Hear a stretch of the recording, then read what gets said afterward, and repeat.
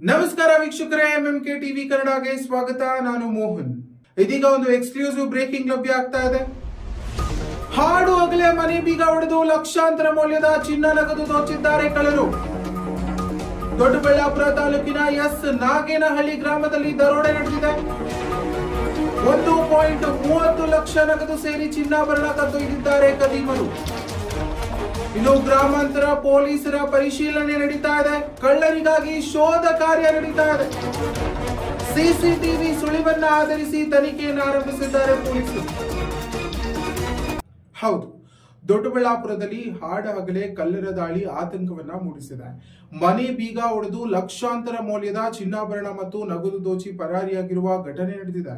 ಬೆಂಗಳೂರು ಗ್ರಾಮಾಂತರ ಜಿಲ್ಲೆಯ ದೊಡ್ಡಬಳ್ಳಾಪುರ ತಾಲೂಕಿನ ಎಸ್ ನಾಗೇನಹಳ್ಳಿ ಗ್ರಾಮದಲ್ಲಿ ಈ ಘಟನೆ ಸಂಭವಿಸಿದೆ.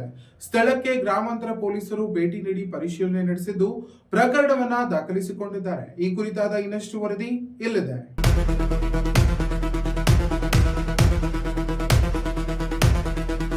ದೊಡ್ಡಬಳ್ಳಾಪುರ ತಾಲೂಕಿನ ಎಸ್ ನಾಗೇನಹಳ್ಳಿ ಗ್ರಾಮದಲ್ಲಿ ಹಾಡ ಹಗಲೇ ಮನೆ ಕಳ್ಳತನ ಪ್ರಕರಣ ಬೆಳಕಿಗೆ ಬಂದಿದೆ. ಹೌದು, ಮನೆಯವರು ಹೊರಗಡೆ ಹೋಗಿದ್ದ ವೇಳೆ ಕದೀಮರು ಮನೆ ಬೀಗ ಒಡೆದು ಒಳಗೆ ನುಗ್ಗಿದ್ದಾರೆ.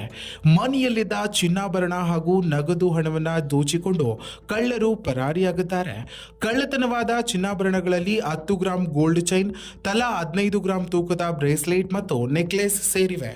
ಇದಲ್ಲದೆ 8 ಗ್ರಾಂ ಉಂಗುರ, 3 ಜೋಡಿ ಕಾಲ್ಗೆಜ್ಜೆ ಹಾಗೂ 1,30,000 ರೂಪಾಯಿ ನಗದು ದೋಚಲಾಗಿದೆ.